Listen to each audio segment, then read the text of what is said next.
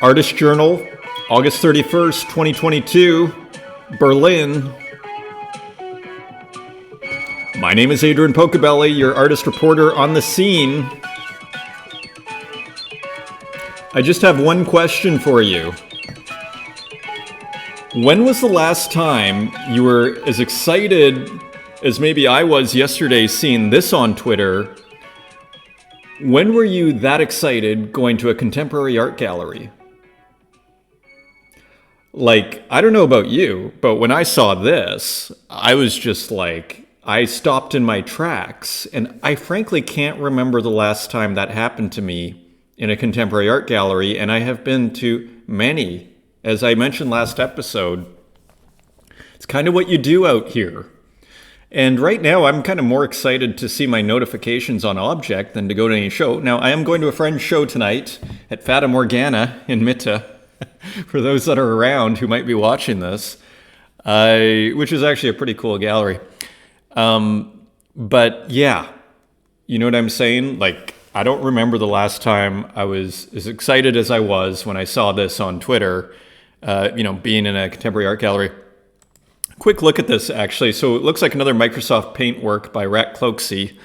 We have a Toreador in Adidas gear. Again, the contemporary clothing. We have the polo hat. We have the trademark Hannibal Lecter mask. Also the trademark sort of air spray, or what would you call that? Kind of a spray with the kind of hard, opaque middle there that we see in a lot of Cloaksy's work, almost like a trademark move, in the beautiful eyes. And finally, the strong contrast between that red of the Toreador's, cloth there, contrasting with the blue of the background. Again, the flat blue. So very interestingly, like if this was done as a painting, you wouldn't have such a flat blue. And that blue contrasts with the sort of gradients of the bull, and it also contrasts sharply with the red of the Toreador's, I don't know what you call that, a mat or a cloth? I don't know. I'm not an expert on those things, but kind of an epic work to show up on Twitter like that. Not minted yet, if it will be at all. I assume so. And again, back to color contrasts. Blue is the opposite of orange on the color wheel, so often you can go one step up or down. I think Van Gogh did a lot of blue and yellow. And here we have blue and red, a la Cloaksy. So I think that was a GM from him. GM. So just another awesome day on Twitter and Tazos Ecosystem, as I call it. And he dropped another one. Was this also yesterday? Yeah, August 30th, 6:39 p.m. So I guess this is good evening. And we have another work. I believe I maximized it for us here. So another, again, I can't tell if these are cropped or not. I guess we'll find out if they're ever if they're ever minted. And he gives a little shout out here. Who is behind the underground? Yo, 3A, 5A, 1A, and here's the myth. And Mikey Wilson also. So, and you can see them actually here. Let's get the zoomed in version. And you can see them on the shirt here. There's Myth, Cloaksy, and 3A, 5A, 1A. La creme de la creme, their group there. And again, contemporary clothing. So this is art for you, my friends, for you and me. For our world, art for the present. Which has kind of like always been a big theme that I've enjoyed. We see it in Ballard. I have certain series that I work on, particularly the screenshots of the news, which I will pick up very soon. Big plans for that. Anyway, this focus on the present, though, is incredibly important. And we see it here. This is our lives. We can relate to it. So another spectacular work, and just a final thing on this. I mean, you could go on and on. Little 13 in the house number there. But what I want you to notice is the square brush. So again, this is probably like a square, pixel tool in Microsoft Paint, I assume. So a very cool way to start yesterday. this is what I wanted to talk about today. The lives of artists. Okay. We had this tweet come out from Groov Street. I don't know if it's Groov Street. It depends on which account you're on. That he had this tweet, and I want to read it. Good night, guys. I'm a little missing because I started working this week, and I'm still getting used to the schedule and the fatigue. Unfortunately, living only on art didn't work out, and I had to get a job, but soon I'll be back with a new art. And the draw will be done Saturday. So he's doing a draw for, I think, one of his sports works. And yeah, I want to just go to, and I think I loaded it up good. I want to go to this because I really here it's Groov Street. I like Groov Street a little bit more than Grove Street, but whatever works. Here we have Groov Street's work, and I think a lot of us are familiar with this. This was the FX Hash project that he released. One of the best I've seen. Okay, one of the best FX Hash projects. Really cool. Even the bandage around these frames that he likes to do. He does a lot of screenshots of San Antonio Grand Theft Auto, and yeah, let's just look at some of the early works. These screenshots of video games, and again, we're back to screenshots, and I think these are. They're cheap. They're low edition numbers, and it's kind of sad to see tweets like that. Not because he has to get a job. I think almost everybody has a side gig. I have a side gig, but almost everybody in the arts, I don't see many people that are bringing in the Tezos that they need to survive consistently. Even Louis Osborne, who we looked at, who blew up 2.5 weeks ago. He got some sales yesterday, but you look at the royalties. Probably to survive in art, you probably need about 100, let's call it 100 Tezos a day, kind of reliably as a minimum, I would think, to kind of survive and deal with extra costs, pay rent, on and on and on. Maybe go on vacation once in a while, buy your girlfriend dinner or whatever the case is, right? So awesome works. As soon as I saw these, I loved them. And again, screenshots are kind of close to my heart. And so I just wanted to,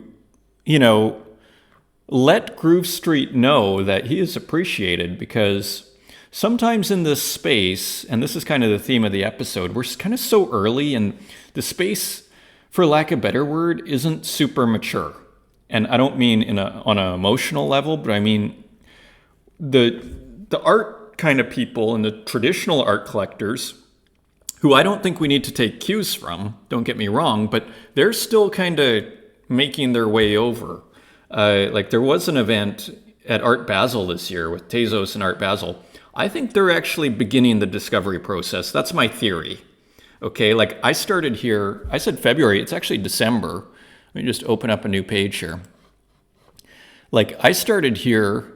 Oh, Cloaksy is auctioning, exciting news, breaking news, everybody. We'll come back to that. But I came onto the scene, let's see, December 16th. I didn't really start collecting, and you can see one of my Screen Memories remixes here. The original is on Super Rare. At some point, we'll get to that. It's not what I want to focus on here. But the discovery process, I took it wasn't until February that I started to buy some of Heidi Roquette's work, if that's how you pronounce his name. And then I went crazy, as a lot of you know. And now I'm trying to pull back and not collect too much, because I don't have endless funds and I don't want to spend all my savings. I got to stay somewhat diversified. I can't just go all in on your art pieces, guys. But all to say, the discovery process is beginning, I think, with actual more traditional art collectors, which is great.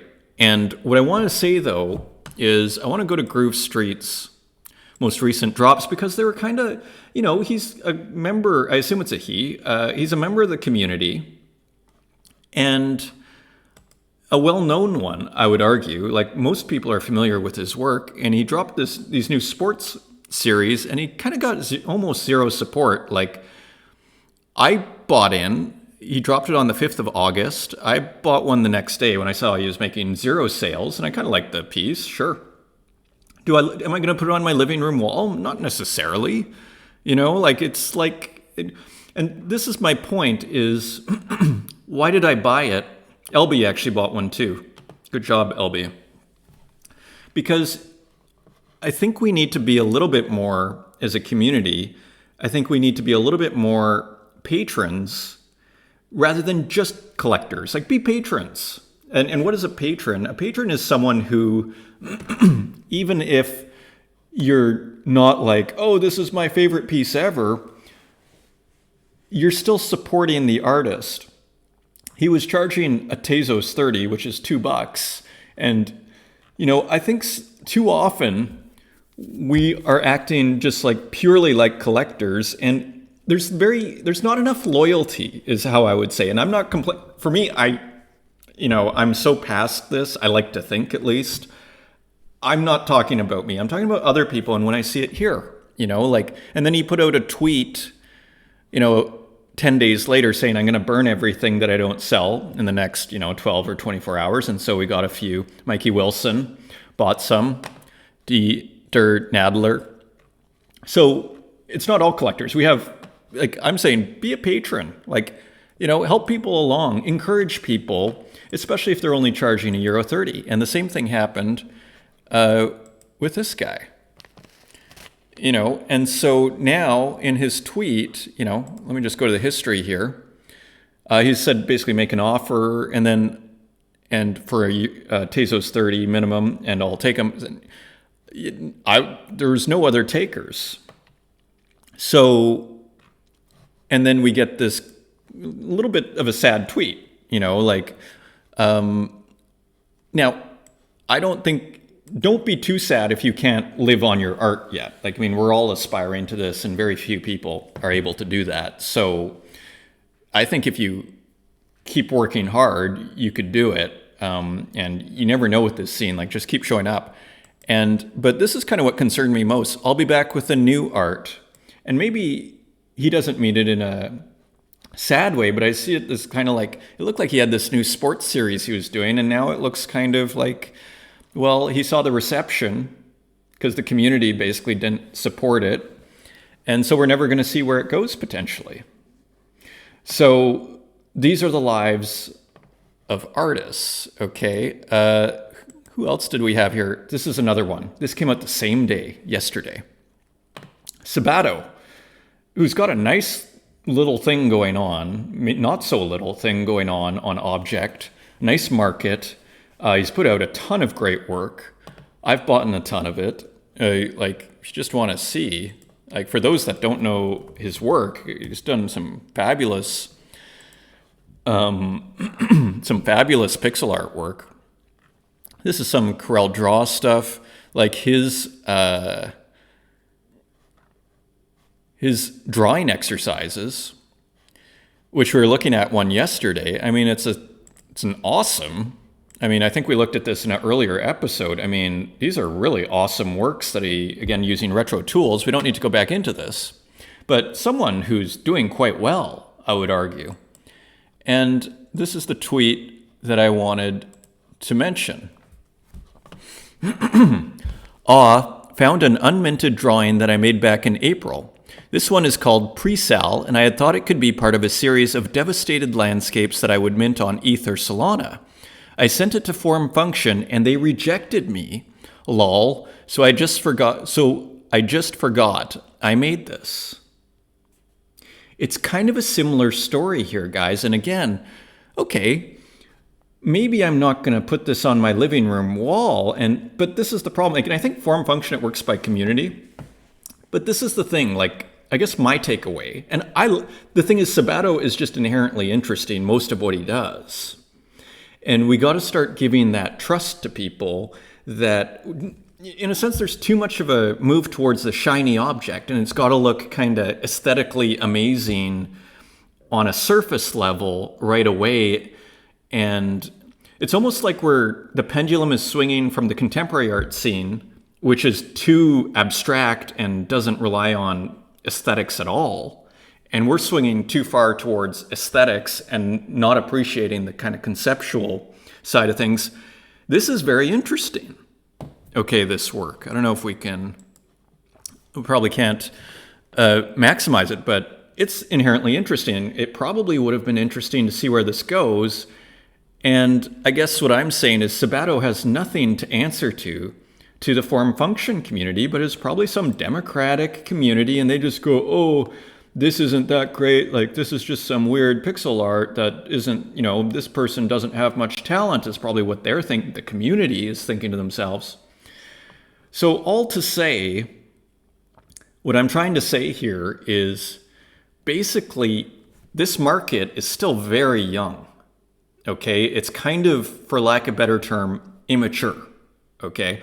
So if you're not selling, do not feel bad about it. Okay? Do not feel bad. This happens all the time. I see all sorts of good work that is unrecognized. Okay? And that's just kind of par for the course for where we are right now. I think the collectors are coming. More collectors are coming. So just keep at it. Do not, in a sense, don't focus on the sales. And I know that's hard because we all love making sales. I love making sales. You love making sales. It feels awesome.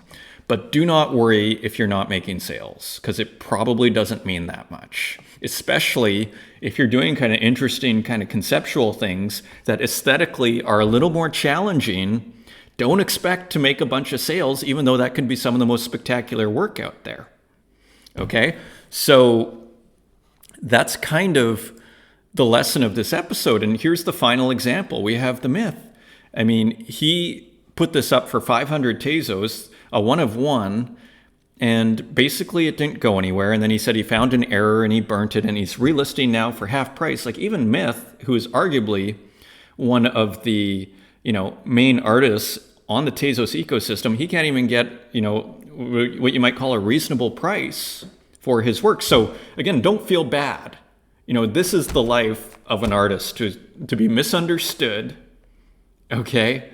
And you're not going to be like rich and famous from the first, from the get-go. And that happens to very few people. And I think you guys couldn't be in a better place. Like, all you Tezos artists, who are most of my crowd here, most of the people that watch this, you couldn't be in a better place as far as I'm concerned. That's why I'm here, and also for the art, clearly, right? And what I see here with the myth is just another example of how the market is not appreciating what's going on here. So the moral of the story is don't kind of take it too seriously. Just focus on your craft. Play the long game is my advice. And that way you're going to be well positioned when things are happening, and you're just going to be well positioned. But don't give up, is what I'm saying. Don't be discouraged when basically it feels like, you're a part of the community and then nobody buys your work. Okay? Because we're seeing some of the top people on the platform struggle to get a reasonable amount of money for their brilliant, brilliant art. And with that, I hope you enjoyed this episode. Until next time, take care.